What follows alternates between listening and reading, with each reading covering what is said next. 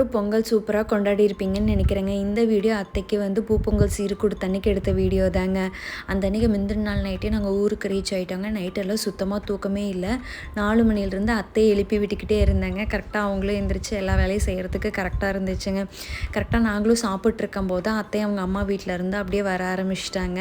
வீட்டிலேருந்து வரவங்க ஒவ்வொருத்தரும் அப்படியே வந்து சீர் எல்லாமே கொண்டு வர ஆரம்பிச்சிட்டாங்க.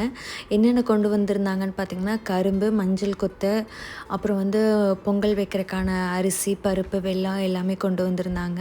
பொங்கல் பாத்திரமும் புது பாத்திரமாக எடுத்துகிட்டு வரணும். அது பொங்கல் செய்கிறப்ப தான் அது மெயினுங்க. அத்தைக்கு பங்காளி வீடு ஆகிறவங்க தான் வந்து இருந்துட்டு அத்தைக்கு ட்ரெஸ் வச்சு கொடுக்கறது, சீர் செய்கிறது எல்லாமே அவங்க தான் வந்து பண்ணணுங்க. வந்ததும் அவங்களும் வந்து ஃபஸ்ட்டு வந்து சாமி கும்பிட்டு அத்தைக்கும் மாமாவுக்கும் தம்பிக்கும் 3 பேர்த்துக்கு வந்து புது ட்ரெஸ் வந்து எடுத்து கொடுத்துட்டாங்க. அவங்களும் வந்து ட்ரெஸ் வச்சு கொடுத்ததுக்கப்புறம் தான் வந்து பொங்கல் வைக்க ஸ்டார்ட் பண்ணணும் அப்படிங்கிறதுனால ட்ரெஸ் ஃபஸ்ட்டு வச்சு கொடுத்துட்டாங்க. பொங்கல் பார்த்திங்கன்னா ஒரு பொங்கல் வந்து வெள்ளை பொங்கலும், ஒரு பொங்கல் வந்து சக்கரை பொங்கலுங்க. அப்படியே வந்து பொங்கலும் ஒரு சைட் ரெடி ஆகிட்டு இருந்துச்சு. சீர் கொண்டு வந்த பொருளுக்கு முன்னாடி இந்த மாதிரி வந்து ஒரு கோலம் வந்து கண்டிப்பாக வந்து போட்டிருப்பாங்க. வாழைத்தாறு, அரிசி, அப்புறம் கரும்பு 2 சைடு வச்சு வந்து கட்டிட்டாங்க.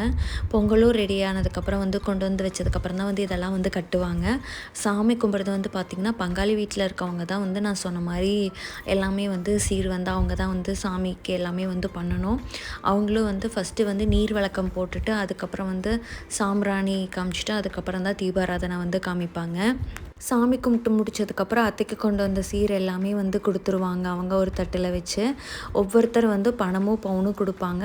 அது அவங்கவுங்க வந்து விருப்பத்துக்கு தகுந்த மாதிரி வந்து கொடுப்பாங்க. அவங்க சீரப்போ சீர் மட்டும் வாங்கினா முடியாதுங்க. அதுக்கப்புறம் அவங்களுக்கும் நம்ம ஏதாவது ஒன்று வந்து கொடுக்கணும்.